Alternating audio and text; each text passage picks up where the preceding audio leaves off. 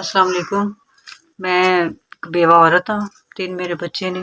12 साल हो गए मेरे मियां नूं फौत होया। बेटा मेरा छोटा है बहुत ते बेटियां दोवें वड्डियां ने। ते पहले ते वक़्त गुजरदा ते एक सूट सी के इन्हां दी रोटी दा चला लैंदी सां। लेकिन हुण 3वीं सूट सी के ते रोटी मुश्किल हो जांदी है क्योंकि मकान दा किराया, बिल, बच्चों दे स्कूल दा खर्चा ते खाण पीण दा जेह्ड़ा है ना ओह् बड़ा मुश्किल गुजारा हो रेहा वे। मैं रात दे 3-3 बजे तक मजदूरी करनी आं, कपड़े सीनी आं लोकां दे, लेकिन फिर भी घर दा गुजारा नहीं होंदा। कल्ली औरत जात मेहनत कर के जिन्नी भी कर लां पूरी नहीं पैंदी ओह्दे बिच। घर दी रोटी चला लवां ते स्कूल दा रुक जांदा, स्कूल दा कर लवां ते ट्यूशन दा रुक जांदा वे ते वक़्त गुजारना बड़ा मुश्किल हो गया वे। घर यकीन करो रमज़ान दा आटा आया, इस तो बाद आटे दी भी गुंजाइश नहीं कि घर बंदा आटा खरीद लवे ते रोटी भी मुश्किल हो जाए जित्थे उत्थे पढ़ाइयां दे कित्थे खर्चे चलाए जांदे ने ते मेरे वास्ते बड़ा मुश्किल हो गया।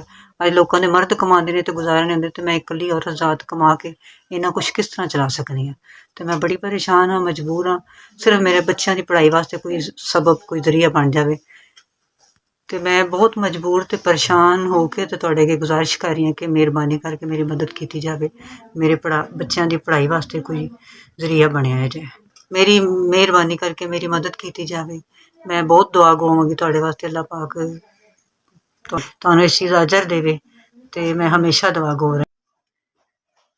अस्सलाम वालेकुम। SBS इदारे दा बहुत शुक्रिया। अल्लाह ताला इस इदारे नूं तरक्की देवे ते अल्लाह ताला इस इदारे दे होर भी कामयाब करे जेह्ड़े साडे जिहे गरीब लोकां दी बाइज्जत तरीके नाल साडे तक मदद पहुंचांदे ने। SBS मैं तुहाडी बहुत शुक्रगुजार हाँ। तुसीं 10,000 दी मेरी मदद कीती है। मैं बेवा दी 10,000 दी मदद कीती है। तुहाडा बहुत शुक्रिया तुहाडी। अल्लाह पाक तुहानूं सदा सलामत रखे, तुहानूं तरक्की देवे, तुहानूं कामयाबियां देवे ते तुसीं इसे तरह गरीबां लोकां दी मदद करो ते इस इदारे नूं अल्लाह पाक होर भी कामयाब करे ते तरक्की देवे ते बुलंदियां ते लैके जावे।